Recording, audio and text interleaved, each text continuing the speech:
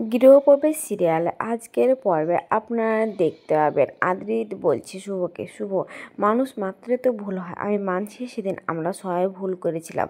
ওই ভিডিওটা আমাদের আরেকবার ভালো করে খতিয়ে দেখা দরকার ছিল যে ওই ভিডিওটাতে কতটা সত্য আর কতটা মিথ্যা আছে। তোমাকে বারবার করে বলছি চলো বাড়ি ফিরে চলো, কেন তুমি যাবে না? চলো। তখন শুভ বলে না, আমি কোথাও বাড়ি ফিরে যাব না কো। তখন আদি বলে চলো শুভ প্লিজ বাড়ি ফিরে চলো, ঠাম্মি আলাদা করে রান্না করে খেয়েছে, মা যাতে ঘুমাচ্ছে, তুমি সবার প্রতি কেন রাগ করছো?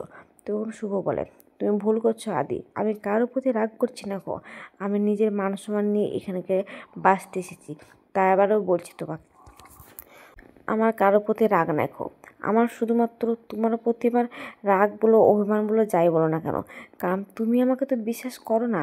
আমি সেদিন দেখেছি তোমার চোখে আমার প্রতি কতটা অবিশ্বাস, তাই আমি অবিশ্বাস নিয়ে আমি তোমার কাছে ফিরতে পারবো না কো। তখন আদি বলে আবারও আমি বলছি তো সেদিন আমার সত্যিই ভুল হয়েছে, রাগের মাথায় আমি তোমাকে দু একটা কথা বলে ফেলেছি অবিশ্বাস, তা বলে তুমি ফিরে যাবে না? তখন শুভলক্ষ্মী বলেন না, আমি হাত জোর করে বলছি তুমি এখান থেকে ফিরে যাও। তখন আদি বলে শোনো, আমাকে যদি আজ এখান থেকে ফিরে যেতে হয় আমি আর কখনো এখানে ফিরে আসবো না তোমাকে নিয়ে যাওয়ার জন্যে।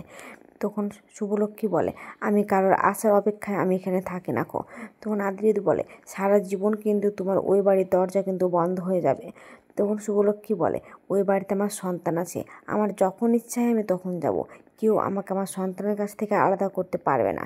আর যদি ভেবে থাকে যে আমাকে আলাদা করবে, এটা কিন্তু সব থেকে বড় ভুল করবে সে। তখন আদ্রিতকে বলে তুমি এখান থেকে চলে যাও প্লিজ। তখন আদ্রিত ঘরের বাইরে চলে যায়, আর সেখানে গিয়ে দাঁড়িয়ে দাঁড়িয়ে ভাবতে থাকে সব কিছু ওদের রোমান্টিক মুহূর্তগুলা। এদিকে শুভ সব কিছু ভাবতে থাকে যে কীভাবে ওকে ভালোবেসে বিয়ে করেছি। তখন আদ্রিত আবারও বলে দরজায় বাড়ি দেয়, আর শুভলক্ষ্মী তুমি একবার দরজাটা খোলো প্লিজ, তুমি চলো আমার সঙ্গে ফিরে, তুমি এভাবে আমার কাছ থেকে আলাদা হয়ে যেতে পারো না কো, অন্তত আমাদের সন্তানদের জন্য চলো, আমাদের সদ্যজাত শিশুর জন্য তুমি চলো, এসব বলে। এদিকে শুভলক্ষ্মী আদ্রিতকে বলে তুমি চলে যাও, আবার আমি আমার ভালোবাসার কাছে দুর্বলতা হয়ে যাব, তাই আমি বলছি বারবার করে তুমি চলে যাও। তখন আদি বলছে তুমি তাহলে মানছো তুমি এখনও আমাকে ভালোবাসো? তখন শুভ বলে আমি পৃথিবীতে কাউকে যদি ভালোবাসি সেটা হচ্ছে তুমি, কিন্তু আমার মান সম্মান বিসর্জন দিয়ে আমি আর কখনোই সে বাড়িতে ফিরে যেতে পারবো না কো।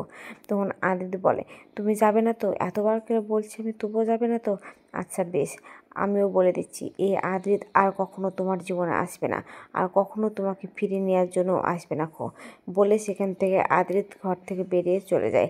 আর তখন শুভলক্ষ্মী ওখানে কান্না করতে থাকে আর বলতে থাকে সরি আদ্রিত, আমার কিছু করার নাই, আমাকে নিজের জন্য এটুকু করতেই হবে, এসব বলে আর দরজাতে বারবার করে হাত দেয়। এদিকে আদ্রিত বাড়ি থেকে চলে গেছে। অন্যদিকে দেখা যায় যে রূপ আর সৌমিক দুজনে একটা প্ল্যান করেছে শুভলক্ষ্মীকে বাড়িতে ফিরিয়ে আনার জন্যে। আর তখন সৌমিক মোহনার কাছে যেতে বলছে সৌমিককে। তখন সৌমিক বলছে বাবা ও কিন্তু খুব ধুরন্ধর মোহনা, একটা কথা মাথায় রাখো। তখন রূপ বলে শোন একটা কথা বলি, হ্যাঁ, স্বামী স্ত্রীর মধ্যে কোনো একটা সত্যি কথা বের করার জন্যে ছলচাতুরি চলতে থাকে, ওটা কোনো পাপ বা অন্যায় হতে পারে না। বলে সৌমিককে ঠেলে ঘর দিকে ঢুকে দেয়। তখন মোহনা বলে কী হলো, কিছু ভাঙলো নাকি? তখন সৌমিত বলে না না কিছু ভাঙেনি, এই দেখো মোবাইলটা ঠিক আছে। তখন সৌমিত মোহনার কাছে যায় আর বলে দাঁড়ায়। তখন মোহনা বলে কিছু বলবে? তখন সৌমিত বলে না না কিছু বলবো না, কিন্তু মনে হচ্ছে তুমি কিছু বলবে। তখন বলে না মানে জিজ্ঞাসা করছিলাম তোমার মাজার ব্যথাটা কমেছে? তখন মোহনা মনে মনে বলে বাবা সৌমিত আজ আমাকে নিজে থেকে জিজ্ঞেস করছে, না আমার মাজার ব্যথাটা সত্যি কমেনি, খুব আরও বেশি জোরে বেড়েছে। তখন সৌমিত বলে দাও তোমার পাড়া টিপে দিই।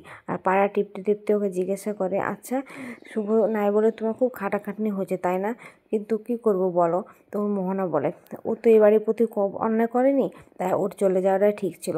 তখন সৌমিত বলে ভাগ্যিস একটা ভিডিও করেছিল, তাই প্রমাণটা পেয়েছিলাম, ওই ভিডিওটা তোমার কাছে আছে? ঠিক তখন ওর মেজো কাকিমণি আসে আর বলে মোহনা এখান থেকে চলো তাড়াতাড়ি করে, জল নেই কেউ, ঘোলা ঘোলা জল বেরোচ্ছে, সব মানুষেরা কী খাবে? তখন মোহনা বলে আমার পায়ের ব্যথা তো, তুমি আমাকে টানতে টানতে নিয়ে যাচ্ছ কেন? তখন বলে একটু পায়ে ব্যথা হলে কিছু হয় না, বলে সেখান থেকে টেনে নিয়ে চলে যায়। আর সুমিত বলে দূর বাবার প্ল্যানটা সব মাঠে মারা গেল। অন্যদিকে দেখা যায় যে শুভলক্ষ্মী কমলিকে আর ওর সন্তানকে খুঁজে বেড়ায়, আর ঠিক তখনই বস্তির দুটো মেয়ে আসে আর বলে ওটা নিশ্চয়ই তোমার বর। তখন শুভ চুপ করে থাকাই বলে, তোমার বর অতবার করে তোমাকে এসে নিয়ে যাওয়ার জন্য বারবার করে অনুরোধ করলো, আর তুমি গেলে না, কেন গেলে না খো? তোমার চলে যাই ভালো ছিল। তখন শুভ বলে, আচ্ছা কার বাড়িতে কী হয়েছে সেটা কি জানার কাজ আপনাদেরকে খেয়ে দেওয়ার কোনো কাজ নেই খো? তখন ওরা বলে, শোনো, এটা তোমার না বড়লোক বাড়ি, ঘেরা প্রাচীর দেয়া, এ বাড়ি না, এটা বস্তির বাড়ি। হ্যাঁ, এদিকে দেওয়ালে কান পাতলেই সব কিছু শোনা যায়, আর এখানে সবাই সবার কথা শোনে। তুমিও এরকম হয়ে যেতে পারলে এখানে থাকো, আর নাহলে চলে যাও বড়লোক শ্বশুর বাড়িতে, কেন যাচ্ছ না এখান থেকে, এসব বলে। তখন সেখান থেকে ওরা চলে যায়। আর কমলি সেখানে আসলে বলে, শুভদি, বড় দাদা বউ তো তোমার কতবার করে আসলো ডাকতে, ভুলও স্বীকার করলো, তুমি একবার ভেবে দেখো ওই বাড়িতে ফিরে যাবে কিনা। তখন কমলি বলে আবারও, তখন শুভ কমলিকে বকাবকি করে, তোর যদি ওই বাড়িতে যাওয়ার ইচ্ছা থাকে তাহলে তুই চলে যা, কিন্তু আমাকে তুই একবারও বলবি না খো, আমি বারবার করে বলছি কিন্তু, বলে ছেলেটাকে এনে চলে যায়। তখন কমলি বলে, উফ, আমি কি করলাম? অন্যদিকে দেখা যায় যে আদির মেজো কাকা সবাইকে বলছে যে শুভকে কী করে বাড়ি থেকে ফেরানো যায় সেটাই প্ল্যান করছি। ঠিক তখনই দেবিকা আসে চা দিতে সবাইকে, আর সবাইকে চা দেওয়া হয়ে গেলে সবাই থ্যাংক ইউ বলে। আর তখন আবারও বলে, তোমরা কিছু প্ল্যান করো, তোমরা চুপচাপ বসে আছো কেন? তখন ঋদ্ধি বলে, দাদাভাই একা একা সারা শহর খুঁজে বেড়াচ্ছে, আর কতক্ষণই বা খুঁজবে। তখন শিরিন বলে, আমি জানি না কী প্ল্যান করবা না করবা, কিন্তু শুভদিকে তাড়াতাড়ি এই বাড়িতে ফিরে নিয়ে আসো। তখন আদি সেখানে আসার বলে, কাউকে খোঁজার কোনো কিছু দরকার নাই খো। তখন আদি সেখানে এসে বলে, আচ্ছা শিরিন, সমী, তোর কি কোনো কাজ নেই খো তোদের? খেয়ে দে, কে কখন কোথায় আছে তাই খুঁজে বেড়াচ্ছিস তোরা, অন্য কোনো কাজ করগা। তখন ওই মেজো কাকা বলে, কী বলছিস তুই এখানে? আমরা এখানে এসেছি একটা মিটিং করছি শুভকে কীভাবে খুঁজে বের করব, আর তুই এখানে এসে কাজ নিয়ে ভাবছেন, চিন্তা করছিস? তখন আদি ঋদ্ধিকে বলে, ঋদ্ধি, কাল একটা মিটিং হলো, একটা ডিল হলো, মালগুলো ডেলিভারি করতে হবে, সেগুলো নিয়ে কী হয়েছে আমাকে সব ডিটেলসে জানা।